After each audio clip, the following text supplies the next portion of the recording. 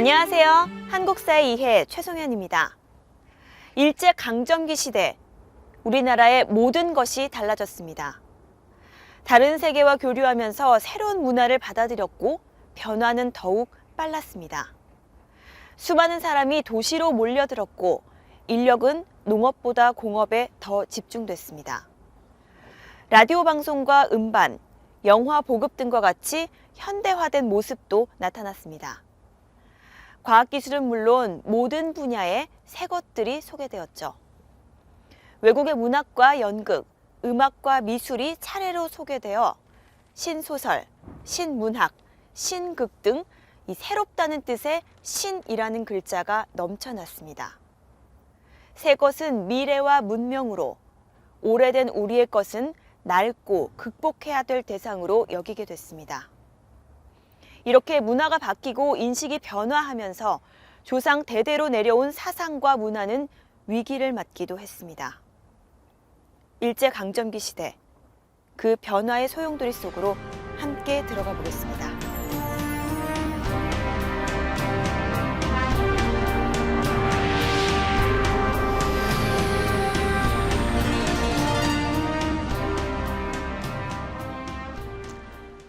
안녕하세요, 여러분. 우리가 지난 시간에는 일제 지배에 맞서서 잃어버린 주권을 되찾고 새로운 세상을 만들려는 여러 운동을 살펴보았습니다. 이번 시간에는 일제가 강점하면서 식민지 자본주의가 이렇게 퍼져나가는데 그 가운데서 우리의 생활문화가 어떻게 바뀌었을까를 보는 시간입니다. 생활문화는 정치나 경제보다는 조금 더 재미있고요. 그 다음에 오늘날 우리의 일상생활과도 깊은 관계가 있기 때문에 참으로 흥미로울 것이라고 기대를 합니다. 오늘 배우신 이 내용을 여러분께서도 몸에 익히셔서 주위 분들과 이렇게 대화하실 때 활용하시면 더욱 좋겠죠. 네. 오늘 또 여전히 세 가지의 주제를 가지고 여러분을 찾아뵐 겁니다. 첫 번째가 여성의 어떤 새로운 스타일입니다. 이 패션은 그냥 단순한 패션이 아니라 그 패션에는 어떤 그 사람의 개성도 들어있을 뿐만이 아니라 시대도 담겨 있는 것입니다. 그 다음에 두 번째 주제는 우리 집 이야기를 해볼까 합니다. 집은 단순한 어떤 건축물이 아니라 그 시대와 사람의 삶을 이렇게 담아내는 하나의 그릇이거든요. 오늘 집을 통해서 일제 시대를 한번 되돌아보시기를 바라겠습니다. 세 번째, 이제 도시의 풍경인데요. 여러 주제를 다룰 겁니다만은 이 도시라는 것은 근대의 아들이잖아요. 근대가 되면서 도시들이 더 커지니까요. 이 도시는 시간 속에서 근대라는 시간 속에서 탄생을 했지만 이 근대는 또 바로 이 도시라는 공간 속에서 익어가는 겁니다. 오늘 여러분 이 도시의 풍경을 보면서 식민지의 근대를 한번 맛보시기를 기대하겠습니다. 자, 먼저 여성의 새로운 스타일입니다. 머리카락 이야기를 좀 하겠습니다. 여러분께서도 이제 미장원에 가시고 파마도 하시잖아요. 그래서 그 역사를 보는 겁니다. 예로부터 이제 긴 머리는 여성들의 어떤 아름다운 상징처럼 이렇게 여겼었는데 조선에서도 여성들이 머리를 길었죠. 그래서 댕기를 두르기도 했는데 이제 이 머리카락을 싹둑 자른 여인들이 등장을 했어요. 남성들은 단발령이라는 것이 예전에 내려졌었는데 그 단발령이 내려서 억지로 머리를 깎았다고 하면 여성들은 스스로 머리를 깎고 남자들은 아주 짧은 시간 안에 머리를 깎는 것이 이렇게 쭉 퍼졌다 그러면은 여성들은 좀 긴 시간을 두고 머리를 이렇게 자라냅니다. 근데 머리카락을 맨 처음에 긴 머리카락을 자른 여인들이 이렇게 길거리에 나오니까 사람들이 굉장히 호기심 어리게 봤어요. 그리고 또는 아니 많은 경우는 의심의 눈초리로 쳐다봅니다. 저 여자 이상한 여자 아니야? 뭔가 수상해. 뭔가 행동이 올바르지 못한 여인일 거야. 라고 이렇게 남성들이 그렇게 보는 사람들이 있었고 여성들도 그렇게 봤었어요. 낯설었던 거죠. 이 그림은 바로 그 이야기인데요. 단발한 여인이 남자랑 이렇게 악수를 하잖아요. 여자와 남자 신체 접촉을 저렇게 할 수 있다니. 뭔가 의심스러워 저 여자는 하는 그런 편견이 담겨 있는 그림이죠. 아마도 남성이 그렸기 때문에 저럴 것 같습니다. 아무튼 이렇게 머리카락을 자를 때 사람들이 막 호기심을 보이고 그랬는데 이제 점점점 이 단발하는 것이 유행을 하게 됩니다. 그럼 여성들이 왜 단발을 하느냐? 한 세 가지예요. 일단 간편하다. 머리를 자르고 나니까. 아니거든. 머리 감기 편하고 위생에 좋아. 아니다. 내가 머리를 자르는 것은 나 옛날 전통하고 단절하고 새롭게 태어나는 뜻이야. 그렇게 해서 이제 어쨌든 단발이 유행을 하는데요. 긴 머리카락을 자르고 나니까 뭔가 허전한 거예요. 허전을 해서 이제 이 단발에다가 웨이브, 그때 표현 웨이브라고 그랬어요. 물결이죠. 물결을 이렇게 만드는 거예요. 허전하기 때문에 그런 거거든요. 그래서 영원한 물결을 만든다 해서 파마, 퍼마넌트. 그러니까 영원한 물결을 만든다 해서 파마라고 했어요. 1930년대 이 땅에도 이제 파마가 유행하기 시작하는데요. 유행이긴 하지만 돈 많은 여인들만 했어요. 굉장히 가격이 비쌌기 때문에 그랬죠. 옆에 사진은 파마에도 여러 모습이 있음을 보여주네요. 그때도 스타일대로 유행에 따라서 이렇게 변화된 겁니다. 예.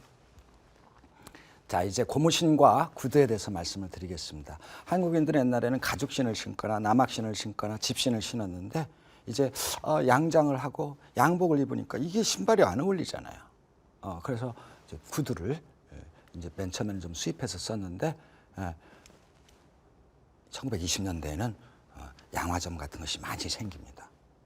구두는 그렇다 치고 그럼 고무신은 뭐냐? 구두는 아주 비싸잖아요.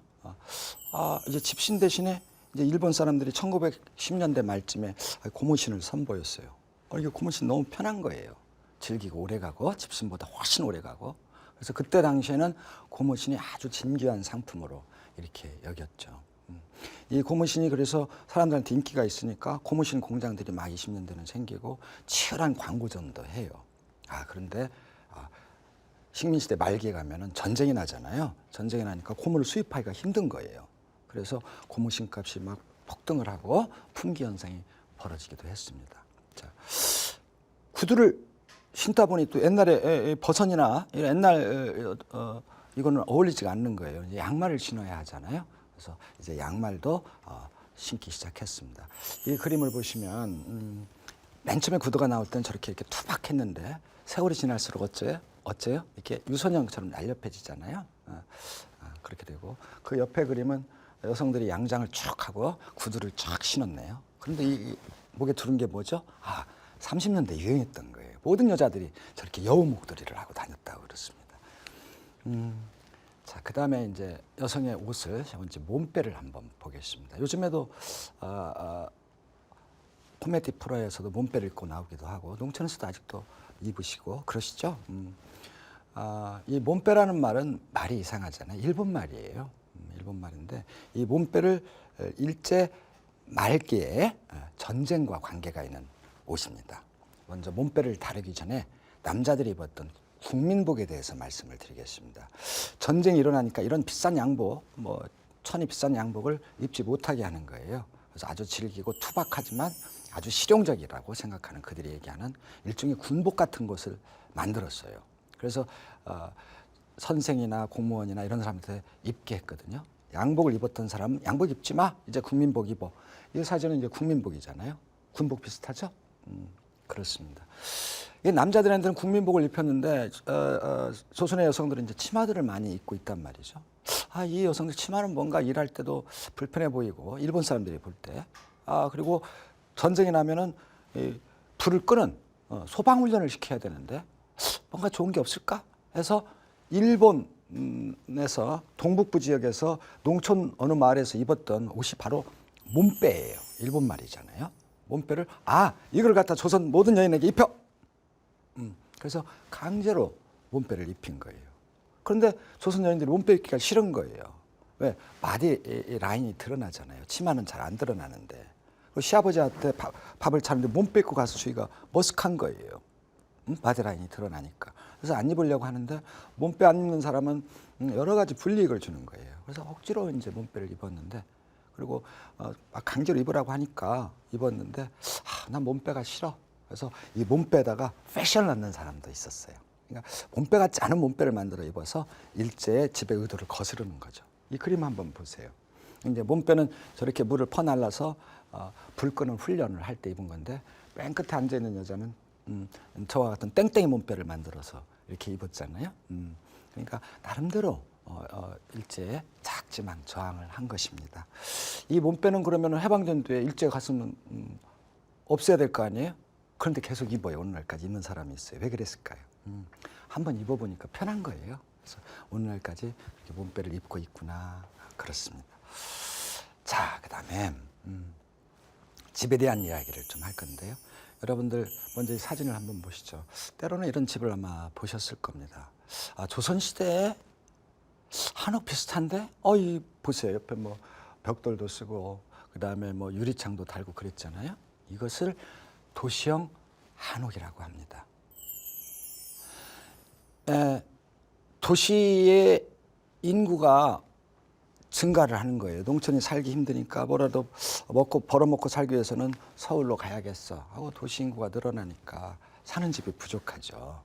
그래서 이때 집을 지어서 뭔가 돈을 벌어볼까 하는 집상사가 있었어요. 집상사가 생긴 거예요. 그래서 넓은 땅을 이렇게 사가지고 여기다 여러 채 집을 짓자. 어떤 집을 짓지? 옛날에 양반들이 살던 한옥을 사람들이 좋아해. 그렇다면 한옥 모습을 본따서 한번 집을 만들어 보자. 그런 거죠.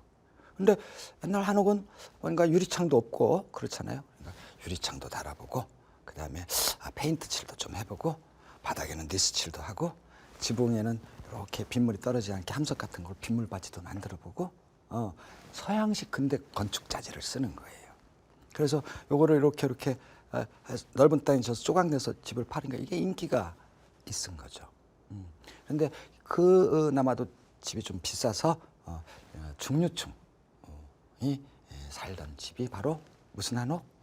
도시형 한옥이라고 했다고 합니다. 그 다음에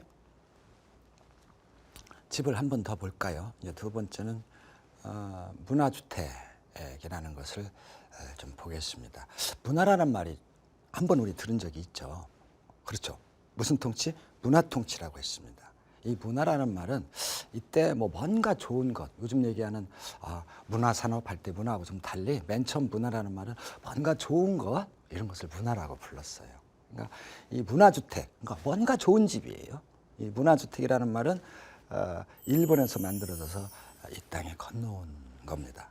자, 문화주택은 서양식 집이에요. 요즘 보는 2층 양옥집이라고 하죠. 거기도 양이 들어가네요. 서양식 집. 이런 것들을 그때는 문화주택이라고 했죠. 그러니까 돈이 있는 사람이 어떤 건축가와 서로 이렇게 해서 이 집을 이렇게 한번 지어줘. 아주 그때 무렵에는 아주 멋지게 지은 집이에요.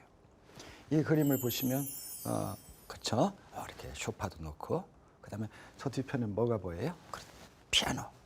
독일제 피아노 같은 걸 좀 놓고 바닥에는 양탄자도 좀 깔고 뭔가 서양식 생활을 하는 사람들이었고 돈 많은 친일파들이나 권력 있는 사람들이 살고 싶어 했던 집이죠. 그 오른쪽을 보세요. 이렇게 우리 초가집이 이렇게 있는데 그 동네에다 우뚝 저렇게 문화주택을 짓고 아래를 이렇게 내려다보면서 우리는 잘 사는데 하고는 무시하는 듯한 태도가 보이죠. 그래서 저 문화주택은 우리 식민지 일반 백성에게 많은 상처를 주기도 했던 그런 집이었습니다. 자, 그다음에 도시로 이렇게 막 사람들이 몰려오니까 그래도 사는 사람은 도시형 한옥에 살고 그다음에 조그만 집이라도 얻었는데 아주 가난한 사람들은 어쨌을까요? 그렇죠. 남의 집에 문간방, 행랑채 같은 데서 이렇게 잠시 더부살이를 하면서 그 집 일도 도와주고 이렇게 사는 사람들이 아주 많았어요. 그런데 나는 싫어. 남의 집에서 이렇게 남의 일이나 거들어주고 하기 싫어. 그런데 집을 지을 수는 없네. 좋아. 사람들이 잘 살지 않는 어떤 곳이 이렇게 빈 땅들이 보여요. 인기 없는 곳이겠죠. 묘지 근처라든가 뭐 이렇게 하천가라든가 이게 빈 땅 같은 게 보여. 그냥 내가 지어서 살을래. 예, 그런 집을 토막이라고 했어요. 토막. 토라는 게 흙이잖아요. 흙으로 만든 초라한 집 이런 뜻이에요. 그러면 예전에도 이런 초라한 집들이 있었는데 그거랑 무슨 차이나? 토막이라는 말이 일제가 지배하면서 만들어진 말이에요. 그러니까 도시의 빈민들이에요. 도시에 온 가난한 사람들이 짓고 사는 집입니다. 자, 토막의 모습을 좀 보시면 이렇게 보이죠? 이런 모습도 있고 조금 그야말로 그냥 거적 하나 이렇게 올린 거죠. 온돌방 하나 만들고 뭐 여러 가지 이제 앞에다 문 입구에다가 뭐 살림살이 좀 놓고 이렇게 사는 거죠. 그다음에 그 옆에 그림은 조금 더 그럴싸한 토막이죠. 이렇게 이런 형태들이 산 비탈이라든가 이런 곳에 들어선 것입니다. 이제 아까 근대는 시간 속에서 탄생을 하지만 도시 속에서 공간 속에서 익어간다고 말씀을 드렸습니다. 이 도시의 풍경을 보면서 이제 이른바 식민지 그리고 근대 그 모습을 보겠습니다. 야시와 백화점 이야기입니다. 요즘에도 야시가 열린다 그런 곳이 있습니다. 요즘에도 인기가 있죠. 식민지 시대에 지금 그림에서 보듯이 이 전등불이 생겼잖아요. 밤이 환해졌어요. 예. 이 전등불 밑에서 시장을 여는 거예요. 이 야시는 그럼 누가 이 야시에서 물건을 팔았을까요? 그때 표현을 불면은 하루하루 먹고 살기 힘들어서 입에 풀칠이라도 하려고 난 밤에 나가서 물건을 팔아. 그래서 이렇게 물건을 팔아요. 비싼 물건이 아니었겠죠. 그래서 이 값이 싼 물건들 이렇게 파는데 여기에서 물건을 사러 가는 사람도 이렇게 가난하고 그런 사람들이 가서 싸구려 하니까 싼 물건들을 많이 샀어요. 그런데 이 야시에 가는 사람들이 여자들이 많았는데요. 그래서 야시를 밤의 시장이잖아요. 야시를 여시라고도 불렀어요. 여자의 시장이다. 여자들은 여기에 가서 물건도 구경을 하고 이웃도 만나서 대화도 하고 일종의 축제의 공간처럼 활용하기도 했었죠. 이 종로, 서울 종로에만 야시가 있었느냐? 그거는 아니에요. 지방 도시에도 야시가 생기고 서울에 다른 곳도 있었지만 사람들이 야시 하게 되면 종로 야시 할 정도로 이제 종로, 서울의 종로가 야시가 번창을 했습니다. 옆에 보시면 백화점이 두 개가 보이네요. 요것은 이제 미스코시 백화점. 오늘날 신세계 백화점이 오늘날에도 그대로 남아 있죠. 1930년대 이런 백화점이 나타납니다. 그러니까 일본 사람들이 막 곳곳 오늘날 명동, 옛날에는 진고개라고 불렀죠. 진고개. 비만 오면 땅이 질척질척해서 진고개라고 했는데 이 진고개에 막 이것저것 백화점이 생겨. 우리 조선 사람도 백화점 한번 만들어 볼까? 그래서 조선의 거리인 종로. 명동은 일본인 거리였고 종로는 조선인 거리라고 생각하셔도 괜찮아요. 조선인 거리에 백화점을 하나 만들자. 그래서 화신백화점, 이 그림에서 보는 화신백화점을 이렇게 만들기도 했습니다. 백화점을 왜 제가 이렇게 힘줘서 얘기하느냐. 일제 때도 잘 살았어. 이런 얘기를 하자는 게 아닙니다. 일제 때도 그렇죠. 근대가 되면서 근대의 모습이 가득 찬 백화점이 있기도 했고 저렇게 야시가 있기도 했고 그다음에 또 뭐죠? 아까 집 얘기를 했으니까 그럴싸한 서양식 집인 무슨 주택? 문화주택도 있었고 또 하나 가난한 사람이 사는 토막도 있었어요. 자, 그래요. 그 점 하나 하고 두 번째는 이 백화점이라는 것이 근대인을 훈련시키는 장소라기 때문에 제가 자세히 말씀을 드리고 싶은 거예요. 이때 백화점은 오늘날 백화점과 똑같아요. 쇼윈도가 있죠. 그래서 막 쇼윈도를 본 물건을 사고 싶어 죽겠어요. 우리의 욕망을 부추겨요. 저 물건 가지면 행복할 것 같아. 백화점에 딱 들어가면 상냥한 여점원들이 이거 사실래요? 저거 사실라고 감정 노동을 해요. 친절하게. 그럼 난 뭔가 기분이 좋아져. 근데 딱 승강기를 타고 올라가. 와, 이거 뭐 아주 뭐 좋아 죽겠어. 에스컬레이터도 있어요, 그때. 있는데 시장에 가면 막 물건이 섞여 있는데 백화점은 막 분류를 잘 해놨어요. 1층에 가면 뭐죠? 그래요. 화장품이 있고 2층에 가면 여자 옷이 있고 3층에 가면 남자 옷이 있고 이렇게 백화점은 분류를 잘 해놨거든요. 그래서 사실 백화점이라는 말은 여러 물건이 있다는 뜻인데 본디 분류점이라고 해야 맞아요. 분류를 아주 잘 해놓은 거예요. 이거 백화점 옥상을 가니까 어떻게 돼요? 커피 먹는 옥상 정원이 있죠. 백화점 또 5층쯤에 가면 막 여러 양식, 한식, 일식이 있죠. 이런 게 있는 거예요. 바로 이 백화점을 가서 사람들은 도시인이 가져야 될 여러 가지 감정을 훈련을 해요. 그렇죠? 바로 근대의 훈련장이다. 백화점에는 또 두 번째, 식민지 시대는 어둡잖아요. 어두운 그 식민지 시대에 환상을 불어넣어요. 와, 뭔가 좋은 것 같아. 그러니까 어두운 식민지의 그림자를 가리는 메이크업이었다. 어디가? 백화점이. 그렇습니다. 자, 이제 도시의 풍경, 다방과 카페를 보겠습니다. 시간이 없으니까 간략히만 좀 설명을 드리겠습니다. 다방과 카페의 차이가 뭐냐? 이때 무렵에는 다방은 커피나 차를 파는 곳이고요. 지금 카페와 달리 이때 카페는 술을 파는 곳이에요. 자, 다방하면 떠오르는 게 뭐죠? 커피죠. 그래요. 서양인들이 들어오면서 이제 커피를 우리가 알게 됐죠. 그래서 뭐 처음 고종이 커피를 먹어봤다는 이야기도 있는데 어쨌든 커피가 사람들한테 익숙해지기 시작을 했어요. 근데 일본 사람들이 이제 우리 식민지로 만들면서 일본 사람들이 명동이 우리 일본인들이 많은데 거기다가 이 커피 파는 곳을 만들어 볼까? 해서 1910년부터 이 명동에 다방이 생겨요. 그래서 사람들이 손님하고 서로 얘기가 다방에 차 한잔 먹으면 편하네. 종로에도 만들어 보자. 그래서 종로에도 생기는데요. 처음에 이제 이 다방이 생겼을 때는 문인이라든가 지식인들이 거기서 여러 가지 이야기도 하고 클래식 음악도 듣고 재즈도 듣고 하는 어떤 문화 공간이었어요. 그런데 시간이 갈수록 이제 저 같은 보통 사람들도 다방을 이용하게 되면서 문화 공간에서 이제 만남의 공간으로 다방이 이렇게 바뀌게 됩니다. 예, 이 그림 하나 보시죠. 이 다방에서 이렇게 턱을 꿰고 뭔가 고민에 빠져 있죠. 저 모습은 무슨 모습인가 하니 지식인인데 직장에 취직은 안 되고 세상은 어둡고 우울한, 그러니까 다방에서 계속 앉아 있는 그런 모습이군요. 자, 이제 카페를 설명드리겠습니다. 카페라고 하는 것은 아까 말씀드렸죠. 고급 술을 먹고 삐루, 맥주를 그때는 삐루라고 그랬는데 삐루를 먹고 그다음에 여성들을 옆에 이렇게 앉혀서 그들과 말씀드리기가 뭐합니다만 친밀성을 교환한다 이렇게 표현을 하기로 하죠. 그러니까 여성은 나 당신하고 친해줄게 오늘 하면서 그 대신 뭐를 받아요? 이렇게 팁을 받고 이제 그런 공간이 바로 카페였어요. 이상하다.